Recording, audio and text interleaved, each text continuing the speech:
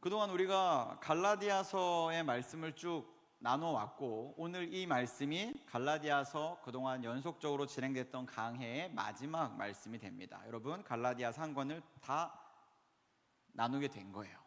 많은 더 은혜의 말씀들이 있었지만 간략하게 중요한 부분들을 짚고 넘어왔고, 오늘 그 마지막 종지부를 찍는 시간입니다.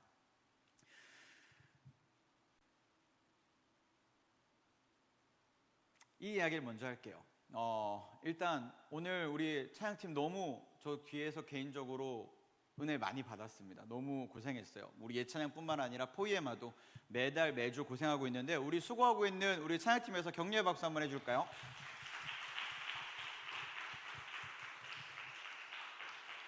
네, 우리 인도하는 덕훈 형제가 오늘 앞머리를 너무 귀엽게 하고 와가지고 더 매력적이었던 것 같아요. 이 얘기를 갑자기 꺼낸 이유는 이겁니다. 여러분, 한번 이런 질문을 해보고 싶었어요. 여러분, 예루살렘이 그리우십니까? 예루살렘 그리우세요? 제가 몇 주 전에 이 찬양을 듣다가 문득 그런 생각이 들더라고요.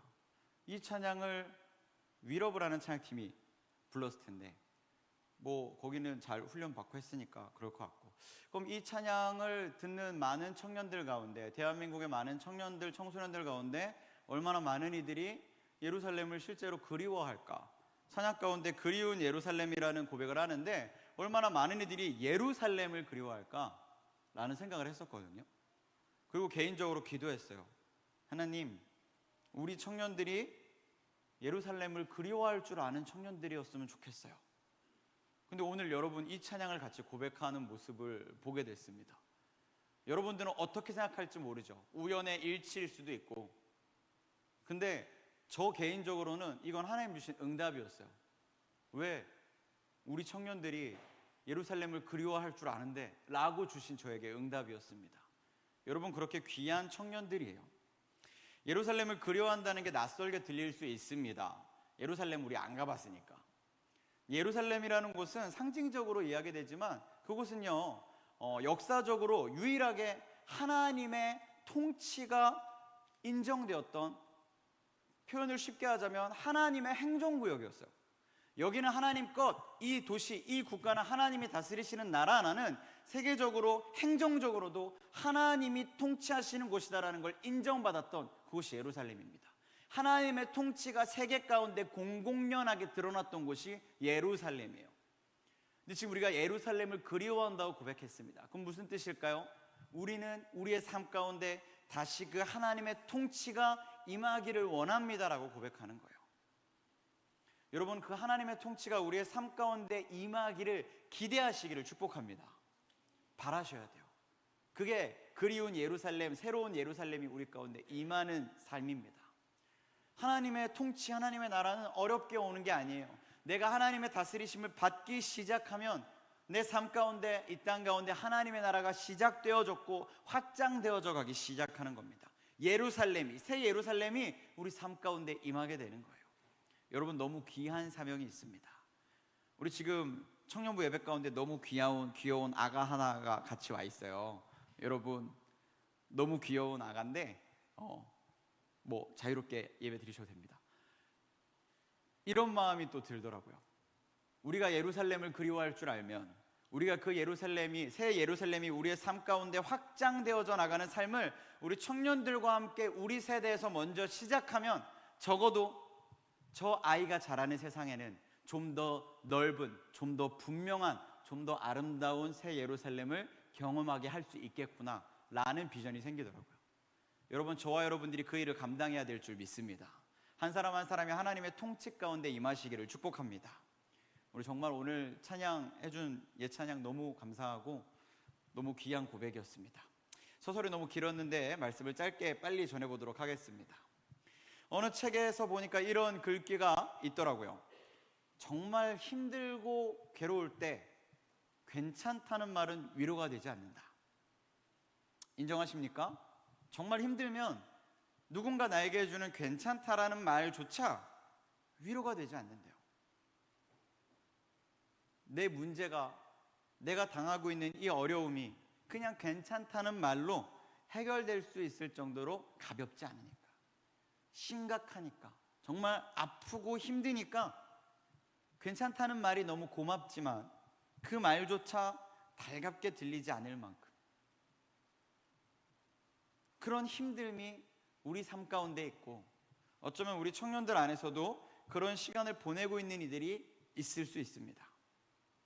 물론 그런 위로의 말들 너무 고마워요. 감사하죠. 옆에서 그런 말들을 해주는 사람이 있다면 정말 기쁜 일입니다. 근데 너무 감사하지만 내 마음에 그 말조차 고맙다고 받아들일 만큼 여유가 없는 거예요. 정말 마음이 강팍할 때는 그런 말조차 위선이라고 여겨질 정도로, 내 마음을 하나도 못 헤아리면서 네가 뭘 한다고 괜찮다고 해 라고 생각날 정도로 우리 마음이 그렇게 강팍할 때가 있습니다. 힘들고 어려우니까. 근데 오늘 읽은 갈라디아서 6장 9절을 보니까요, 그런 우리에게 바울은 또 갈라디아 교회를 향해 이렇게 말씀해요. 낙심하지 말고 선을 행해라. 바울이 여기서만 말씀한 게 아닙니다. 고린도전서 15장 58절에도 보면, 그러므로 내 사랑하는 형제들아 견실하며 흔들리지 말고 항상 주의 일에 더욱 힘쓰는 자들이 되라. 이는 너희 수고가 주 안에서 헛되지 않은 줄 알미라 라고 말씀해요. 지금 바울은 갈라디아 교회를 누구보다 잘 알고 있는 사람이었습니다. 갈라디아 교회 지금 힘들어요. 갈라디아 교회 성도들이 직면한 많은 문제와 도전들이 있었기 때문에 그들 굉장히 힘겨운 상황 가운데 있었습니다. 근데 그 힘든 상황 가운데 있는 이들에게 힘들지, 괜찮아, 괜찮아, 힘내 라고 말하는 게 아니라 오히려 어떻게 보면 불난데 기름을 더 붓는 거예요. 시련 가운데 있구나, 고난 가운데 있구나, 문제와 어려움 가운데 있구나, 신음하고 있구나, 동역자여 낙심하지 말고 오히려 더 선한 일을 하라 라고 말씀하고 있는 겁니다. 누군가 저에게 위로를 받고 싶어서 찾아왔는데 위로의 말이 아니라 괜찮아, 잘 될 거야, 기도할게 라는 말이 아니라 자꾸 뭘 하라고 하면 여러분 저를 좋게 보시겠어요? 힘들다고 말하는 사람들한테 아니 우리 더 힘들어야 돼 라고 말하면 여러분 저를 곱게 보시겠습니까? 당장 교회 나간다고 하겠죠. 그걸로 저를 협박하지 않을까요? 근데 지금 바울이 그런 상황이에요. 갈라디아 교회를 누구보다 사랑하는 사람인데 낙심하지 말고 끝까지 선을 행하라, 더 해라 라고 말하고 있습니다. 바울이 그렇게 잔인한 사람이어서가 아니라 이 메시지를 오늘 우리가 곱씹을 필요가 있어요. 어떻게 보면 우리도 지난 여름 수련회를 통해서 또 그동안 나누었던 말씀과 예배의 시간들을 통해서 사실 우리 여러 번 믿음의 길을 결단했습니다. 세상의 방법대로 살지 말고 예수 그리스도의 방법대로 믿음의 방향을 굳게 잡고 삶의 태도를 변화시키는 그런 믿음의 결단들을 우리 여러 차례 반복했어요. 여러 번 그렇게 살겠다고 고백했고 그런 시간들을 가졌습니다. 한 번 해도 되는데 왜 이걸 자꾸 하고 여러 번 하고 계속 삶을 향해서 선언하는 걸까요? 우리가 살아가는 삶이, 우리가 지금 살고 있는 지금 이 순간이 지극히 현실이기 때문입니다. 청년들을 신방해 보니까 많은 청년들이 꿈을 이루려고 노력하지만 또 그 과정에서 좌절을 경험하는 경우가 참 많이 있더라고요. 학업, 취업, 인간관계, 경제적 어려움, 우리가 어찌할 수 없는 이런 뭔가 보이지 않는 유리벽 같은 게 존재해서 우리를 낙심하게 하는 경우들이 너무 많이 있었습니다. 난 잘 살고 싶은데, 열심히 살고 싶은데, 정말 최선을 다하고 있는데 절대 우리를 가만히 내버려 두지 않는 그런 현실이 우리 주변에, 우리 안에 너무 많이 있어요. 뭘 잘해보려고만 하면 자꾸 충돌하게 되고 뭔가 좀 해결하려고 하면 자꾸 부딪히게 되는 일들이 우리 안에 너무 많이 있습니다. 그리고 그렇게 충돌하고 부딪히면요, 그냥 그게 그런 일이 있었구나 이렇게 넘어가면 좋은데 그 여파가 상당해요. 마음의 상처도 있고요, 어떤 이에게는 트라우마처럼 자리 잡기도 하고 계속해서 고통 가운데 있게 됩니다. 물론 이런 일들은 우리에게만 있는 건 아니에요. 학업, 취업, 경제, 인간관계 이런 것들 우리가 아니라 예수 믿지 않는 보통의 사람들도 다 겪고 있습니다. 거리에 나가서, 거리 안 나가도 돼요. 여러분이 가까이 지내는 친구들 만나서 이야기 들어보면 다 하나같이 얘기하잖아요. 쉽지 않고 힘들고 어려움 가운데 있다.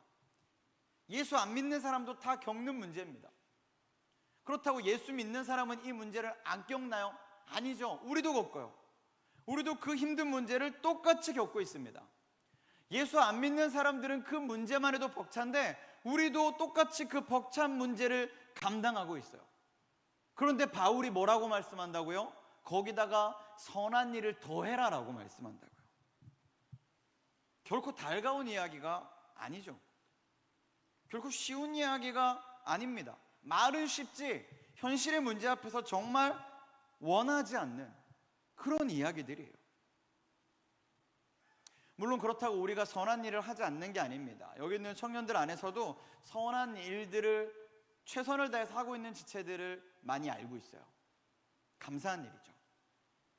뭐 여유가 있어서 시간이 남아 돌아서 나는 그냥 땅 파면 돈이 펑펑 튀어나와서 선한 일을 하는 게 아닙니다. 쉽지 않지만 내 삶도 벅차고 빡빡하지만 그럼에도 불구하고 그 와중에 또 선한 일을 하려고 본인의 시간을, 수고를, 재정을 내어드리는 청년들 너무 많이 있어요. 너무 아이러니하거든요. 힘들면 덜 하는 게 맞는데, 여유 있으면 더 많이 하는 게 맞는데, 여유가 없을 때 오히려 그 와중에 짬을 내고 재정을 쪼개서라도 그런 일을 기꺼이 하는 경우들이 더 많이 있습니다. 이거 정말 이상하죠? 여러분, 선한 일이란 건 그런 거예요. 여유가 있어서 그냥 시간이 많아서 할만하니까 하는 게 아니라 할 수 없을 것 같은 그때에도 그 마음이 불일 듯 일어나 하게 되는 건 그게 선한 일입니다. 그러니 얼마나 이 선한 일이라는 게 귀한 거예요. 여러분들이 행하고 있는 이 선한 일 정말 귀한 일인 겁니다. 아까도 뭐 잠깐 이야기를 했는데 원수를 사랑하는 거 쉽지 않아요. 근데 그 원수를 사랑하라는 말씀 때문에 일주일 내내 사랑하지 못하다가도 정말 그 짧은 한순간에라도 선한 일을 그가 깨닫지 못할지라도 행하는 그 작은 선한 일이라도 실천해냈다면 여러분 그거 정말 잘하신 거예요. 그 작은 일이 정말 귀한 일인 겁니다.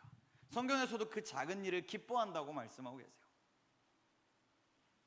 근데 여러분, 이렇게 어렵게 선한 일을 하고 또 기꺼이 기쁨으로 하려고 하고 할 수 없는 중에도 짠해서라도 선한 일을 실천하는 경우들이 우리 안에 분명히 있었는데, 여러분 그렇게 선한 일을 해보니까 결과가 어떤가요?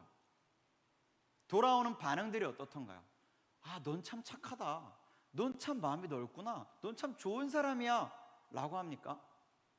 그러면 너무 좋겠는데. 그런 이야기만 들을 수 있으면 너무 행복하고 선한 일을 할 막 동기가 생길 텐데 대부분 어때요?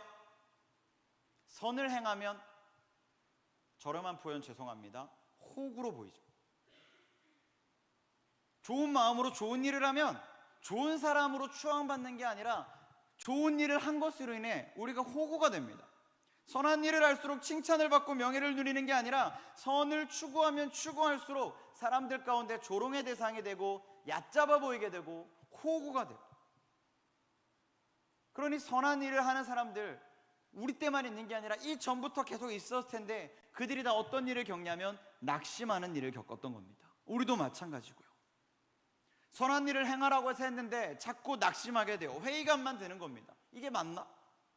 이렇게 하는 게 맞나? 직장에서, 학교에서, 인간관계에서 손해인 걸 알지만 그 선을 행하려고 애쓰고 애썼음에도 불구하고 돌아오는 결과가 늘 탐탁치 않은, 낙심할 만한 거예요. 억울한 거예요. 분통 터지는 일인 겁니다. 바보처럼 보이는 거예요. 그러나 여러분, 그렇다고 바울이 이 일을 몰랐을까요? 선을 행하는 이 그리스도인의 삶을 살아내면, 실천적 삶을 살아내면 사람들에게 인정받는 게 아니라 너 참 그리스도인이구나 칭찬받는 게 아니라 호구 잡히고 바보처럼 느껴지고 얕잡아 보이게 되는 이 상황들 바울은 안 겪었겠습니까? 그렇지 않아요.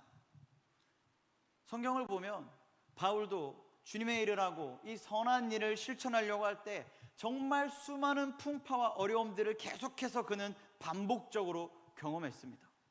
어느 것 하나 일시적으로 한 게 없이 계속 그의 삶에 이 어려운 풍파들이 몰려왔어요. 날마다 그런 일을 겪었고 그는 수고로운 그 일들을 계속해서 감당해야 했습니다. 정말 사람들이 다 알 정도로, 바울 불쌍하다 말할 정도로 바울에겐 그런 일들이 반복됐어요. 근데 지금 그런 일을 다 겪은 바울이 갈라디아 교회를 향해서 이야기하는 겁니다. 낙심하지 말라. 낙심하지 말라. 선한 일을 행하라.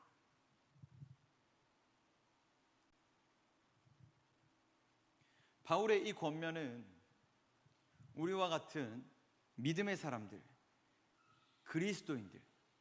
그리스도인이지만 삶 가운데 쉽게 낙심하는 연약한 본성을 가진 우리를 향한 도전입니다. 우리가 선을 행할 때 당장 어떤 결과가 내게 주어지지 않는다 할지라도, 사람들의 칭찬과 명성이 내게 다가오지 않는다 할지라도, 그럼에도 불구하고 해야 하는 일, 반드시 해야 하는 일, 그것이 선한 일이라고 바울은 지금 우리에게 가르치고 있어요. 권면합니다. 여러분, 힘들고 어렵지만, 쉽지 않지만, 여건이 안 되지만, 그럼에도 불구하고 기꺼이 하나님이 기뻐하시는 선한 일을 행하기를 축복합니다. 실천하실 수 있기를 바라요.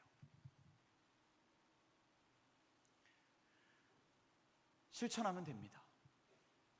근데 알죠, 우리는 실천해도 참 한두 번이지 이게 반복적으로 계속해서 내 삶에 이루어지는 게 참 어려운 일이에요.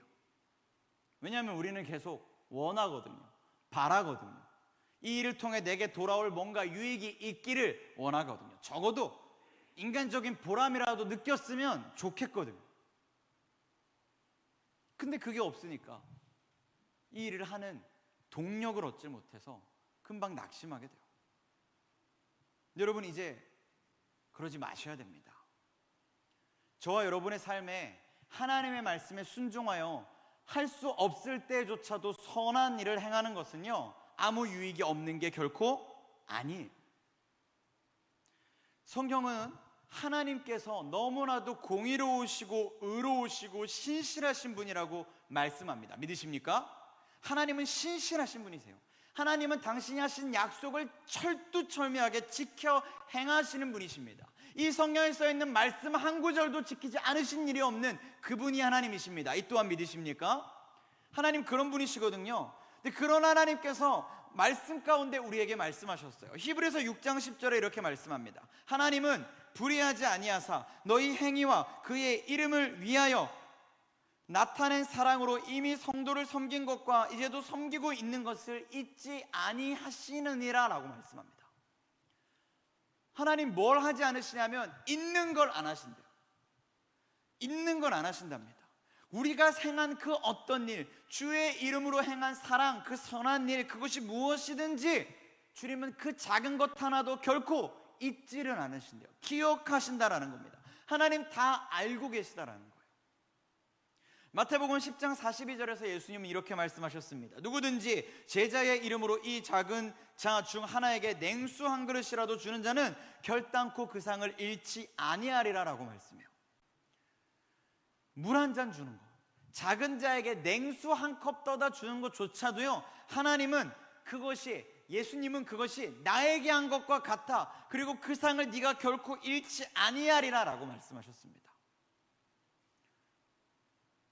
하나님이 기억하세요.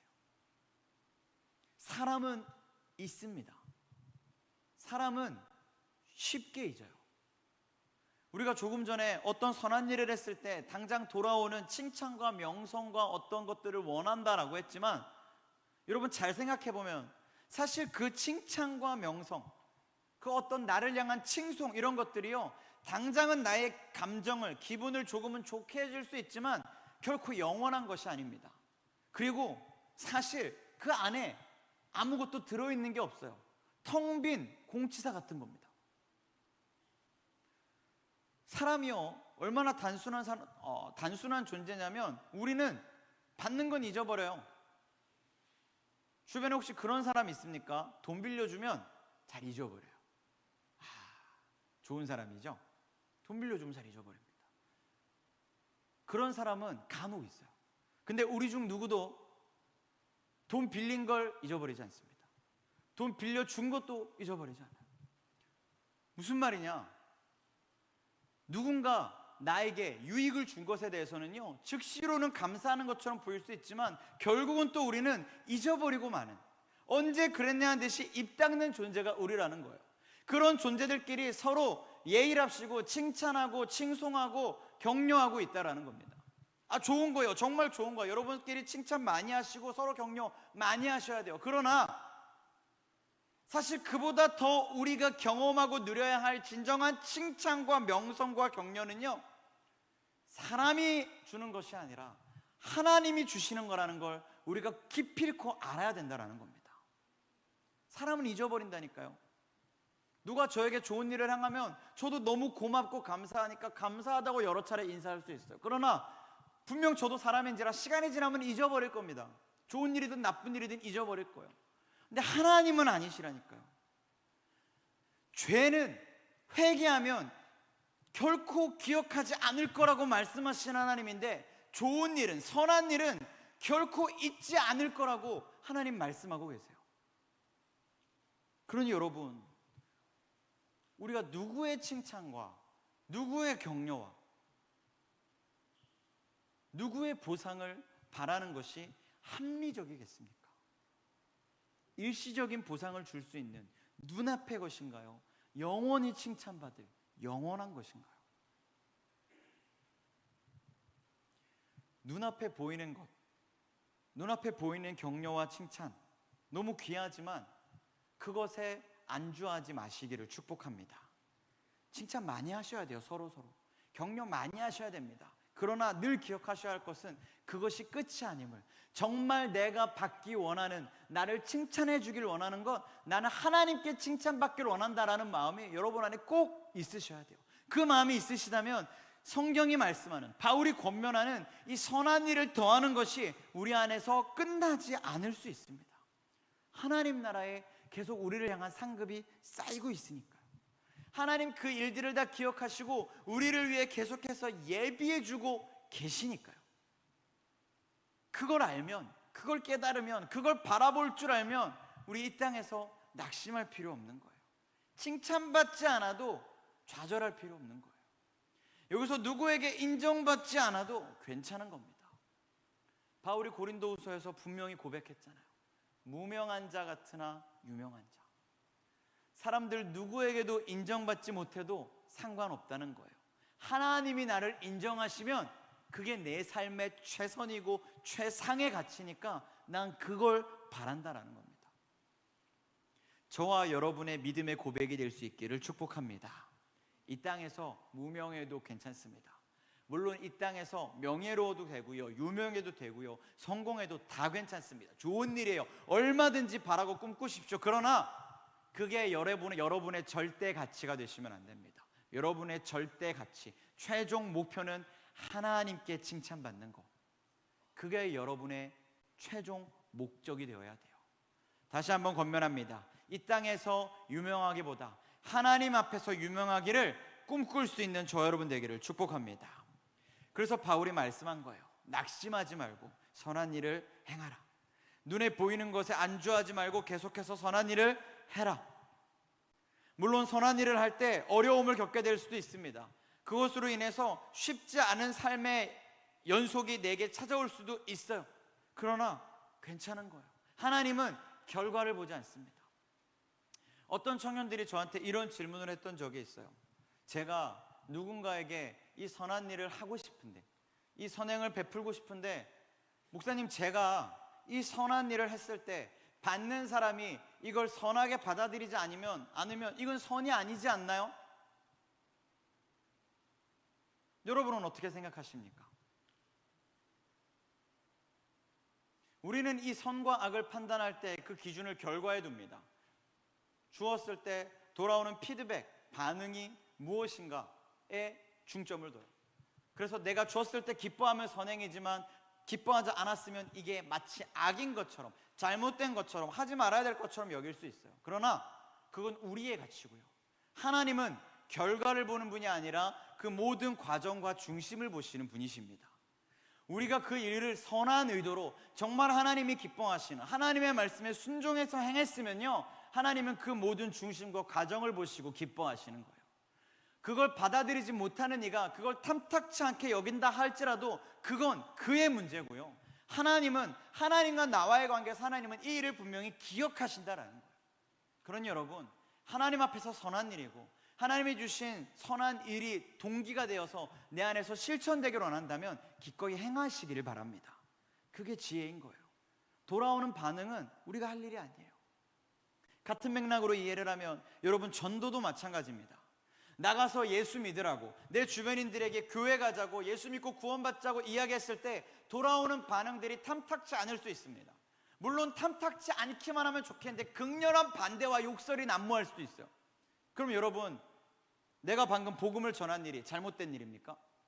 전혀 잘못된 일이 아니죠. 우리는 우리에게 맡겨진 이 일을, 선한 일을, 하나님이 기뻐하시는 일을 기쁨으로 순종하는 거예요.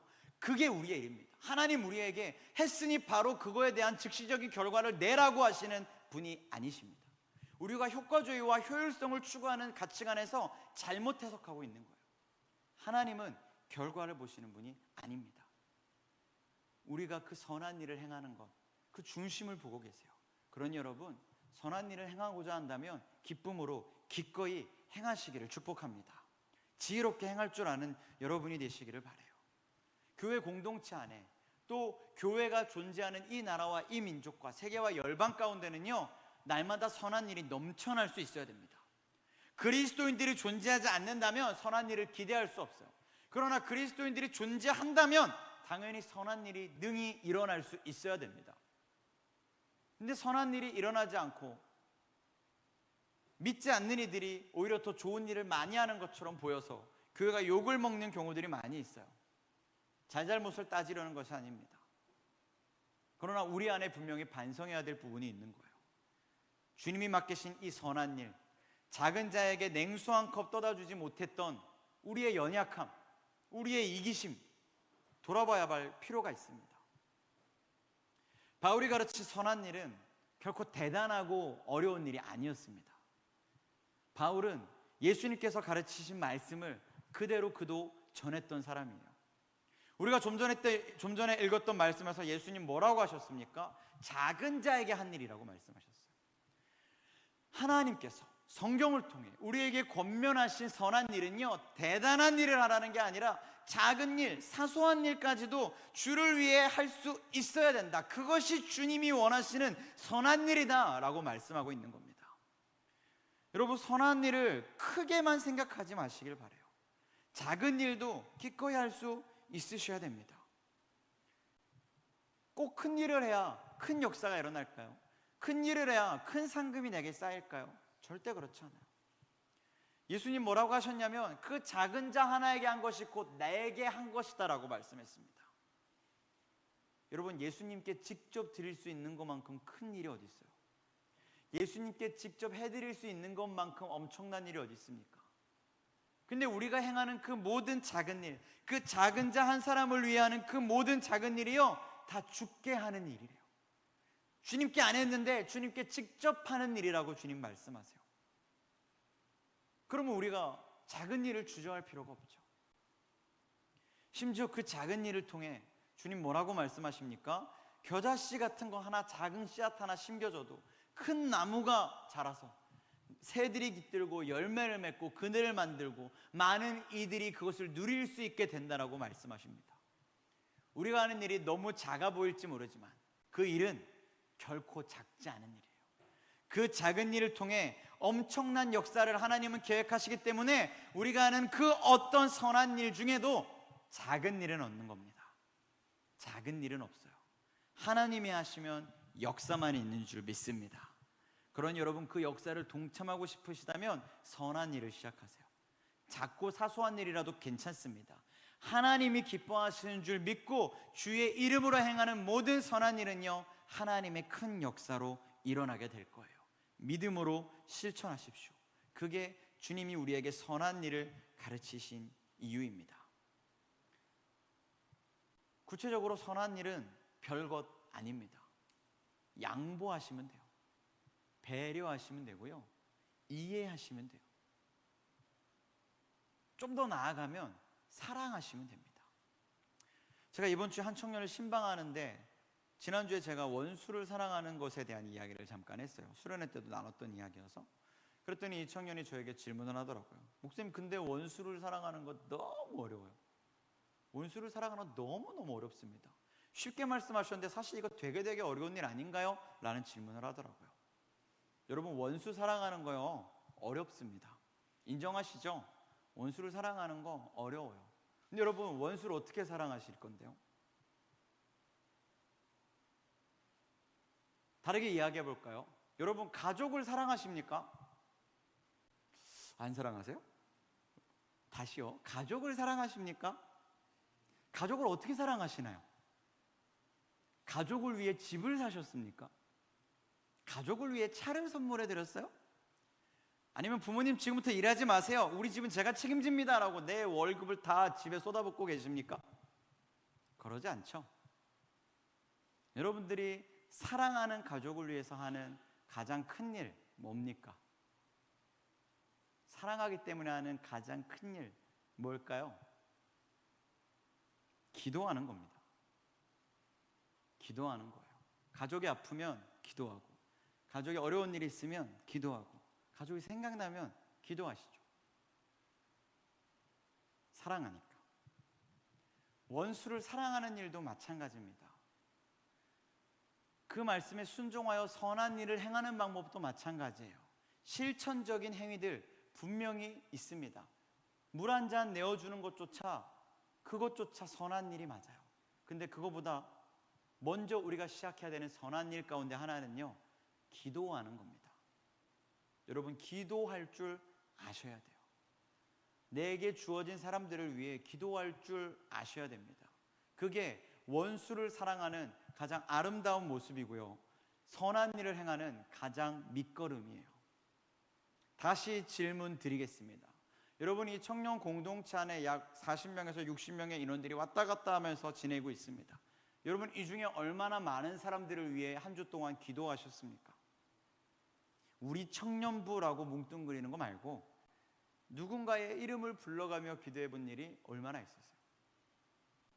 얼마나 많은 사람을 놓고 기도하고 계십니까?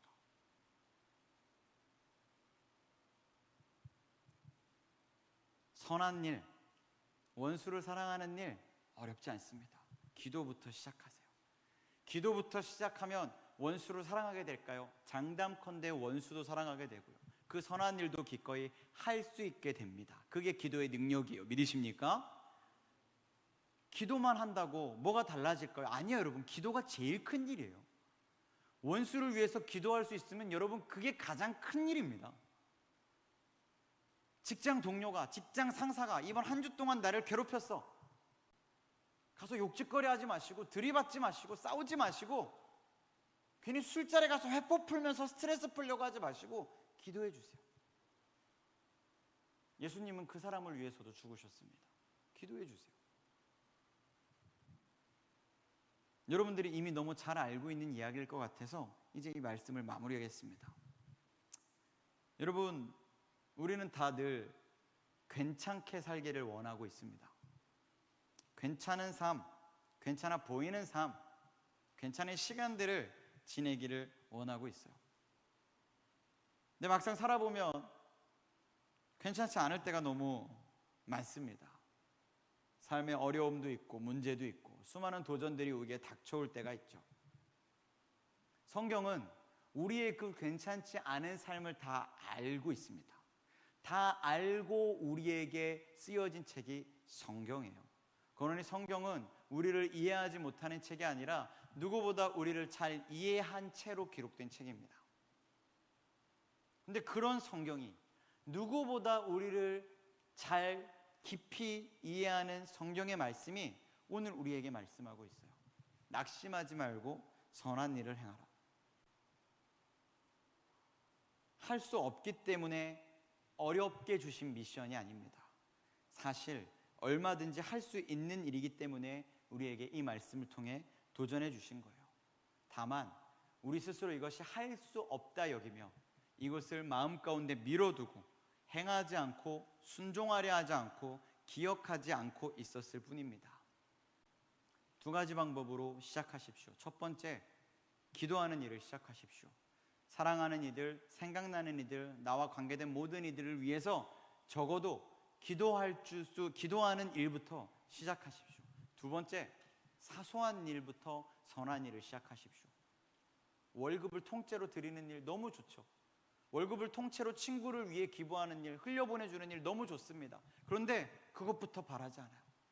작은 것부터, 생각날 때 기도하는 것부터 시작하고요. 꼭 선한 것, 지나가다 한 번이라도 더 따뜻한 얼굴로 인사해주고, 등 토닥여주고, 악수해주고, 안아주고, 생각날 때 카톡해주고, 인스타에 좋아요 한번 더 눌려주고. 그게 무슨 역사가 일어날까 싶습니까?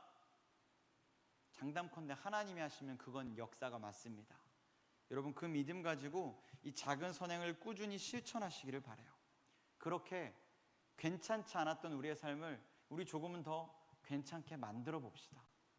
이 삶이 괜찮아지는 방법은 내비두면 되는 게 아니라 우리가 괜찮아지려고 부단히 애를 쓰고 노력을 해야 되는 거예요. 쉽지 않지만 그럼에 불구하고 시작하면 이미 시작되는 것이 하나님의 방법입니다. 그리고 그 일들을 시작할 때 우리에게 주어질 하나님 나라의 상급은 이루 말할 수 없을 정도로, 측량할 수 없을 정도로 우리를 위해 이미 예비되어 있습니다. 여러분, 그 믿음 가지고 그 나라를 꿈꾸고 바라보며 주님의 말씀에 순종하여 작지만 낙심하지 않고 끝까지 선을 행할 줄 아는, 선을 실천할 줄 아는, 그렇게 순종함으로 하나님 나라를 확장시켜 나갈 줄 아는 우리 기도하는 이룸 청년들, 우리 모두가 다 될 수 있기를 이 시간 주님의 이름으로 간절히 축원합니다.